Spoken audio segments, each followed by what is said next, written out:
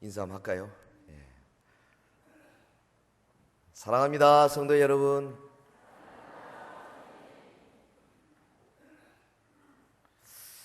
수십만 킬로를 돌아서 다시 이 강단에 서 보니까 우리 강단이 제일 좋은 것 같네. 예. 할렐루야. 하나님께서 이번에 저한테 참 좋은 기회를 주셨습니다. 뜻밖에도 캘리포니아 쪽에 그 교회 수련회에 갑자기 강사로 피태게 돼서 같이 지내면서 참 큰 체험을 했습니다. 한 300명 정도가 산에 올라가서 아이들하고 한 400명 같이 지내면서 말씀을 한 6번 전하는 가운데 정말 기적도 많이 체험하고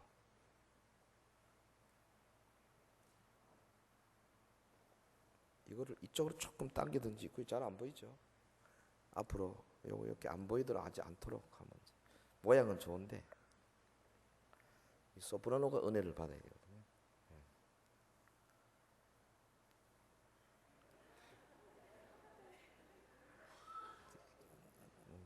조금 이쪽으로. 됐어. 그냥 두세요. 예.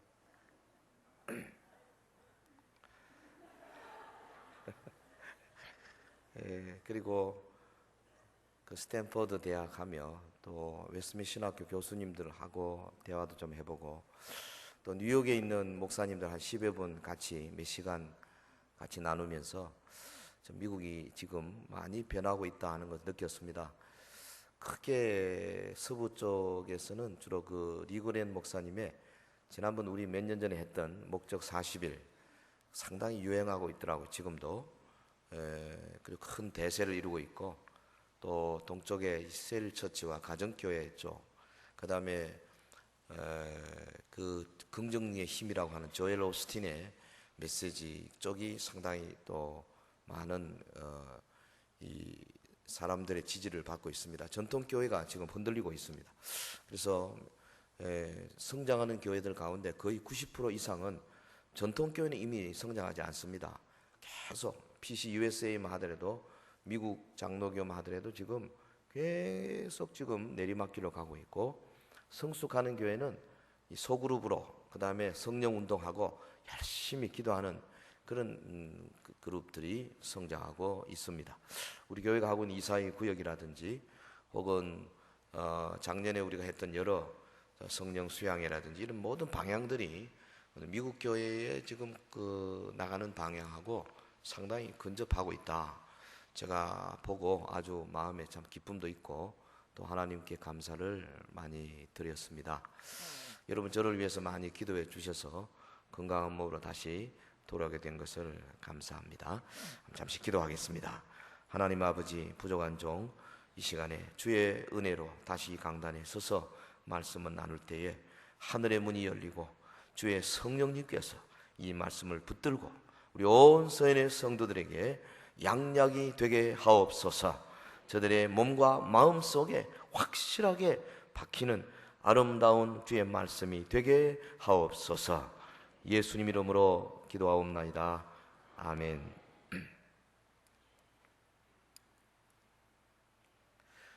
출애굽의 역사는 한마디로 기적의 역사입니다. 하나님은 자기 백성 이스라엘을 애굽에서 구원해 내실 때에 여러 가지 기사와 표적으로 함께 하셨어요.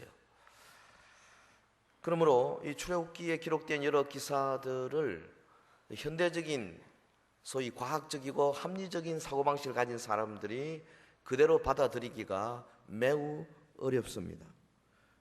출애굽 당시에 모세와 이스라엘 백성들이 경험했던 이 초자연적인 기사와 표적들을 믿는다는 것은 하나님이 주신 믿음 아니고는 절대 불가능한 것입니다. 그런데 천지를 만드시고 그 가운데 모든 만물을 섭리하시며 운행하시며 통치하시며 마침내 심판하실 그 하나님을 믿는다면 출애굽기에 기록된 이런 정도는 우리가 능히 믿을 수가 있는 거죠. 할렐루야. 우리는 이 하나님을 믿습니다.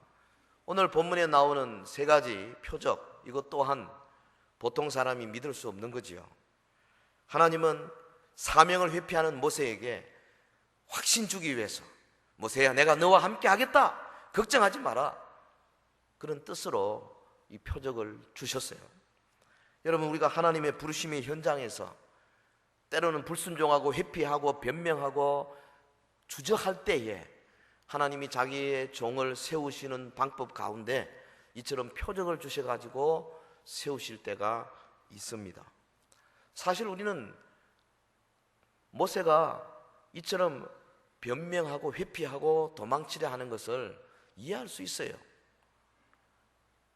40년 동안 바로의 궁에서 자랐습니다. 나이 40이 되어서 어떻게 해보려 하다가 애굽 사람을 죽이고 미디안 광야로 도망을 쳤습니다. 40년간 양치기 노릇, 그래서 이제는 모든 소망을 잃어버리고 어떤 특별한 자기의 그 사명감 다 잊어버리고 아주 평범한 양치기로 살고 있는 모세, 나이 80이 된 모세를 하나님이 돌연히 저 광야의 떨기나무 안에 있는 불꽃 속에서 부르셨거든요. 출애굽기 3장 9절에 보면 이제 가라, 이스라엘 자손의 부르짖음이 내게 달하고 애굽 사람이 그들을 괴롭히는 학대도 내가 보았으니 이제 내가 너를 바로에게 보내어, 애굽 왕 바로에게 보내어 너에게 내 백성 이스라엘 자손을 애굽에서 인도하여 내게 하리라. 이게 있을 수 없는 일이죠. 80된 모세가 무슨 힘으로 당시 세계 최고의 나라 최대의 왕 바로에게 가서 내 백성 이스라엘 내놓으시오. 불가능도 이런 불가능이 없습니다.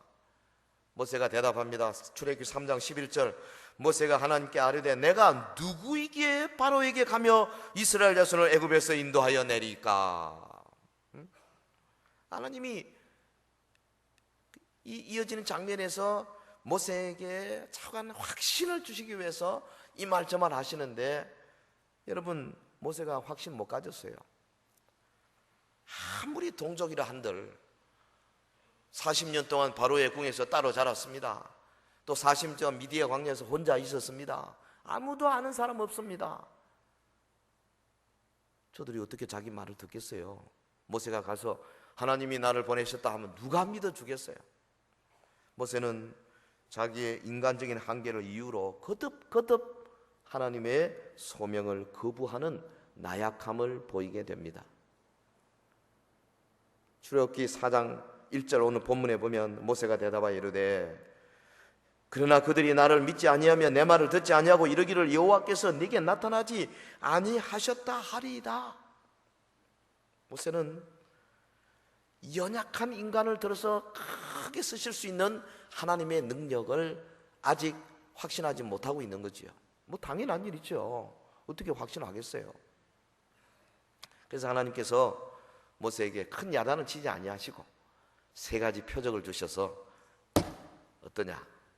이 표적을 가지고 가라. 그래서 저들 앞에 이 표적을 행해라. 그러면 이스라엘 백성이 너를 나 여호와 하나님이 보낸 자로 받아들일 것이다. 하여튼 구스르고 겨우 해서 모세를 지금 이렇게 세우시는 거죠. 여러분, 하나님은 종종 이런 일을 하세요. 기드온을 세울 때도 표적을 주셨잖아요. 병들어 죽어가는 히스기야 고쳐주겠다 하면서 표적을 주셨어요. 오늘 우리도요, 표적을 기다릴 때가 많지 않습니까? 하나님도 오늘 우리 믿음을 강하게 하기 위해서 때로는 병고침의 표적, 자녀에게 일어날 표적을 주시고요, 이적을 주시고, 그래서 우리의 믿음을 돈독하게 하는 일을 얼마든지 하시는 줄 믿습니다. 예. 이번에 그 샌프란시스코 그 한인교회 제가 집회하는 첫날 하기 전에 목사님하고 어떤 부부가 저를 찾아왔어요. 강사 목사님 한번 기도해 주세요. 자궁에 악한 종양, 아마 암 같아요. 이거 이제 수련회 마치고 내려가서 수술해야 되는데 이걸 도려내야 될 것 같은데 참 죽기보다 싫다 이거죠. 뭐 죽으러 가는 사람 같아요. 막 엉엉 울면서 그 여자분이 막 그렇게. 그래서 제가 기도해 주고 걱정하지 말고 집회 맨 앞자리에 앉아서 좀 은혜 받아라. 하나님께서 뭐 못하실 일이 있겠냐. 나는 믿는다. 제가 아주 호기 있게 이야기를 했어요. 그래서 이제 집회를 다 마치고 중간에 안수하는 시간에 안수도 해주고, 뭐 손을 얹으니까 올리기도 전에 그냥 뒤로 화다닥 넘어지더니 막 그렇게 울더라고요. 서럽게. 저는 뭐 그러고 왔습니다마는 그제 금요일 날 제가 그 목사님께 한번 전화해 봤어요. 집회 했는데 결과가 어떠냐고. 아이고 목사님 얼마나 좋아하는지요. 목사님 하여튼 거기 참석한 300명 거의 다 방은 다 받았습니다. 아니 근데 이 목사님은 우리 총신 출신인데 저를 처음 만나더니 목사님 딴 거는 말고 제가 제자 훈련을 잘 시켜놨으니까 전부 다 방언 체험하게 해달라고, 그리고 성령 체험하게 해달라고. 이것만 주문하더라고요. 그래서 여보 내가 이래봬도 우리 교단에서 내가 12신조 재검토 및 보완 특별위원회 위원장이요. 내가 이 헌법을 다루는 사람인데 우리 교단에 그렇게 하는 게 아니라고. 소용없대요. 영 왔는데 하여튼 뭐 다 은혜 받아요. 그래서 아무도 보는 사람도 없고 뭐 산에 올라갔으니까 제가 작심하고 그렇게 했어요. 은혜 받는데요. 그 아마 성령께서 역사하시고 은혜 받는 가운데 수많은 간증들이 있었어요. 근데 그분도 그 자리에서 말씀 듣는 도중에 나버렸죠. 그래서 마치고 내려가서 이제 병원에 가서 다시 진찰하고 수술하려 하는데 의사로부터 당신 종양이 다 없어졌다. 수술 필요 없다. 제가 금요일 날 전화하니까 그 목사님이 막 그렇게 좋아하시더라고요. 다음에 한번 더 오세요. 모르겠습니다. 하여튼 여러분 표적은요, 그 가정에서는 그 표적이 아마 죽을 때까지 잊어질 수 없는 표적이 될 거예요. 오늘 우리도 그런 표적이 필요하지 않습니까? 필요 없어요? 필요하시면 아멘. 말씀을 통해서 우리의 믿음이 커지는 은혜가 있기를 바랍니다. 여러분 모세에게 주신 이 3대 표적을 생각하면서 우리를 인도하며 구원하시는 주님 앞에 더욱 가까이 다가가는 그런 시간이 되기를 예수 이름으로 축원합니다. 3대 표적. 첫 번째 표적이 뭐였습니까? 지팡이가 뱀이 되는 표적이에요. 지팡이가 뱀이 되는. 결론적으로 말하면 이것은 하나님이 택한 백성을 이 마귀의 세력, 바로의 세력으로부터 건져내는, 인도해내는 것을 의미하는 거죠. 본문 3절, 여호와께서 이르시되 그것을 땅에 던지라 하시매 그 땅에 던지니 그것이 뱀이 된지라. 여호와께서 모세에게 이르시되 내 손을 내밀어 그 꼬리를 잡으라. 그가 손을 내밀어 그것을 잡으니 그의 손에서 지팡이가 된지라. 지금 모세는 아직 하나님의 소명을 전심으로 받아들이지 못하고 주저주저하고 있습니다. 하나님께서 모세에게 주신 첫 번째 표적이 뭐냐 하면 너 지팡이, 손에 든 지팡이 던지라. 던졌더니 뱀이 되어서 막 구불구불하고 오니까 본문에 보면 모세가 피했다 그랬습니다. 피했다는 말은 두려워했다는 거죠. 뭐 조그마한 실뱀이 아니라 아마 큰 뱀이 된 것 같아요. 그래서 모세가 두려워했더니 하나님이 꼬리를 잡으라. 사실 뱀은 꼬리 잡으면 큰일 납니다. 대가리를 잡아야 돼요. 그래야 이놈이 꼼짝 못하지. 근데 꼬리를 잡으라. 그래서 모세가 명령대로 꼬리를 잡아. 이거 보면 모세가 믿음이 영 없는 게 아니에요. 확신은 없었지만 꼬리를 잡으라니까 바보같이 꼬리를 잡았습니다. 잡았더니 지팡이가 된 거죠. 놀라운 이적입니다. 물론 당시 애굽의 술사들도 했던 이적이라고 하지만은 하나님께서 이 광야에 있는 모세에게 이 표적을 주신 깊은 이유가 있다 이거죠. 지팡이가 뭡니까? 목자가 양을 인도하는 도구지요. 목자는 지팡이를 가지고 양이 우리의 혹은 웅덩이에 혹은 돌 사이에 바위 사이에 끼었을 때에 지팡이를 가지고 양을 끄집어내죠. 혹은 지팡이를 가지고 맹수를 막아내죠. 양을 보호하고 인도하는 도구입니다. 뱀은 히브리 말로 나하슈라는 말. 구약 성경의 뱀은 주로 악인이나 혹은 이스라엘의 적들을 가리키고 있습니다. 대체로 하나님을 대적하는 사탄이나 사탄의 세력을 상징하는 동물이 바로 뱀이에요. 이 본문에서는 1차적으로 이스라엘을 괴롭히는 애굽의 바로와 바로의 세력이죠. 뱀.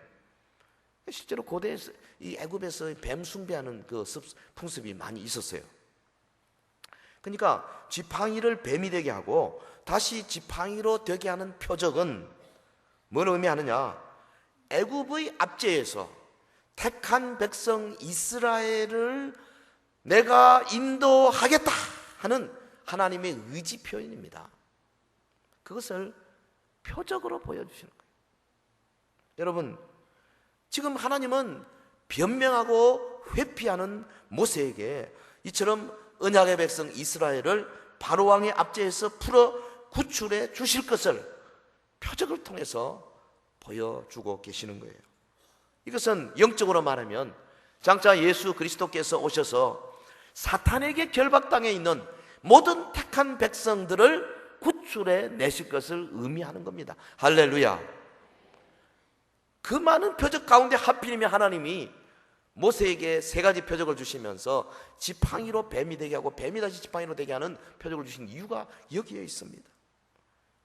하나님께서 바로의 권세를 주장하고 계시고 세상의 모든 최고의 권세까지 하나님이 절대 권리를 가지고 주장하고 계신다.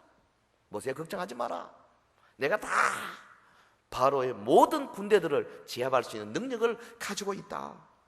이거 보여주는 거예요. 여러분, 뱀은 당시 바로가 자기 권력을 나타내기 위해서 선택한 상징적 동물이었어요. 그래서 바로의 왕관에는 뱀이 그려져 있었습니다. 하나님께서 이 모세의 지팡이로 뱀이 되게 하십니다. 당시 최고의 권세였던 바로의 권세가 하나님의 주권에서 나온 것임을 지금 보여주는 거예요. 여러분, 뱀을 다시 지팡이가 되게 하심으로써 바로의 권세가 하나님에 의해서 무너지겠다.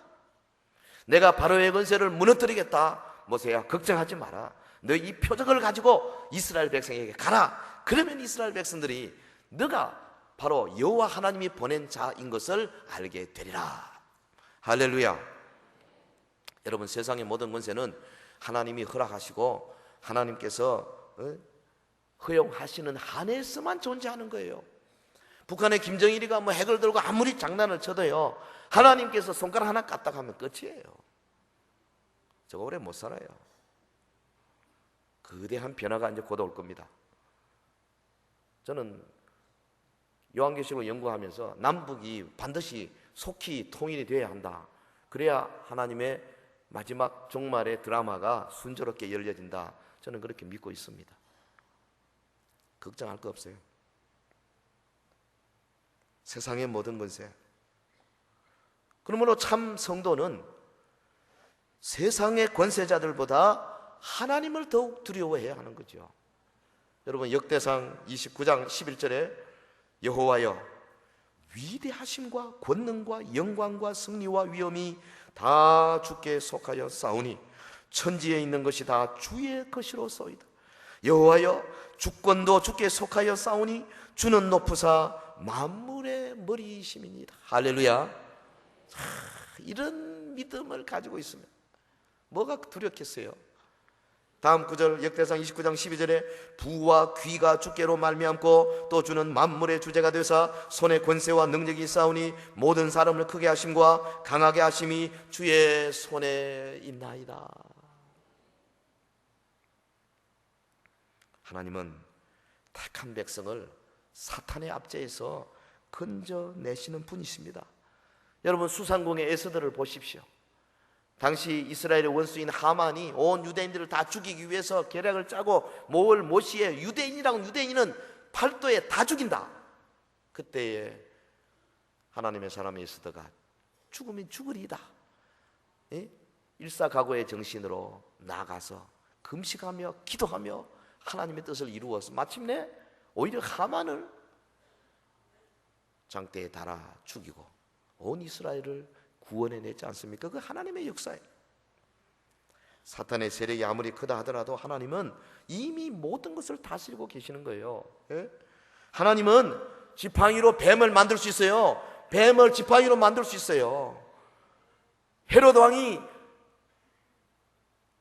아기 예수를 죽이기 위해서 군대를 파송하고 베들레헴 이경에 난지 2살 된 아이를 다 죽이라. 하나님은 먼저 아기 예수를 애굽으로 피난 가도록 만드실 수 있는 능력이 있으신 분이에요.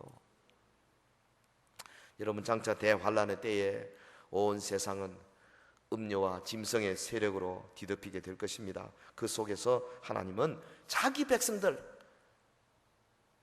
해를 입은 여자, 곧 참 그리스도를 신봉하는 교회를 반드시 지켜주실 줄로 믿습니다. 그 약속입니다. 이 약속을 우리가 가지고 있어요. 그러니까요, 종말의 세력이 아무리 무섭다 할지라도 교회만 제대로 만나면 돼. 참 교회만 있으면 돼. 크기가 문제가 아니에요. 그 교회가 얼마나 하나님의 말씀대로 살고 있느냐, 얼마나 세속적인 세력을 다 깨끗하게 정결케 하느냐, 얼마나 주의 성령으로 충만하느냐, 얼마나 기사와 표적으로 충만하느냐, 이게 중요한 거죠. 그리고 본문의 모세를 통해서요, 우리 순종하는 자세 배웁시다. 꼬리 잡으라 그러면 꼬리 잡는 겁니다. 하나님, 왜 꼬리를 잡으라 그러십니까? 뱀은 대가리를 잡아야죠. 내가 광야 40년 동안 불뱀을 몇 마리 잡은 줄 아십니까?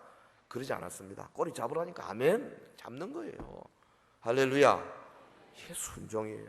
하나님은 순종하는 자에게 표적을 보여주시고 능력을 보여주시는 줄 믿습니다. 뱀이 지팡이로, 지팡이가 뱀으로. 두 번째 표적이 뭐냐? 손에 나병이 생기는 표적이었어요.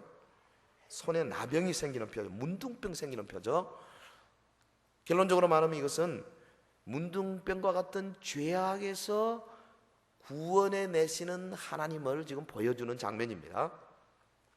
본문 6절 우리 같이 읽겠습니다. 시작. 여호와께서 또 그에게 이르시되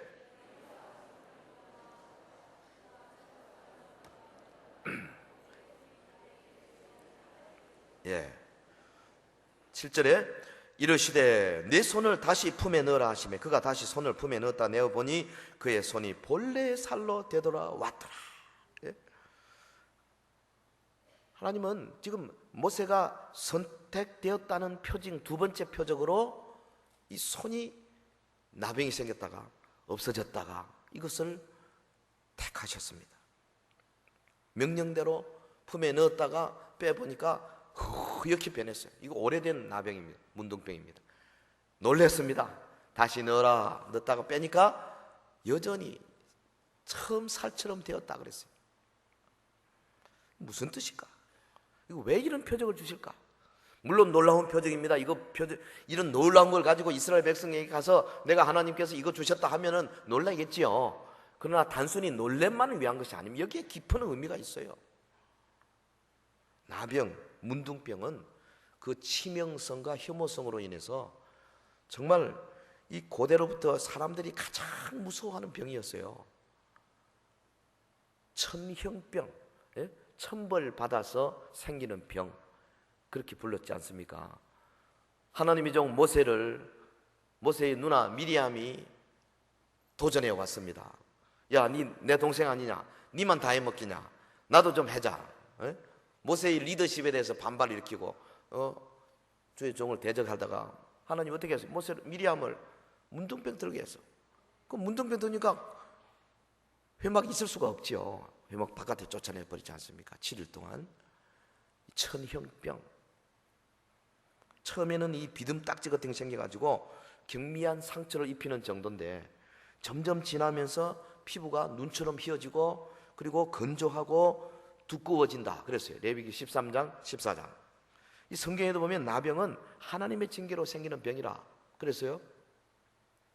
그러니까 이 모세의 손에 나병이 생겼다가 다시 본래의 살로 돌아온 것은 하나님께서 이스라엘을 나병같이 무서운 죄악으로부터 구출해 내실 것을 의미하는 겁니다.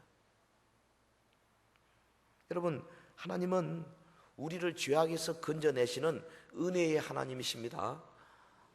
할렐루야.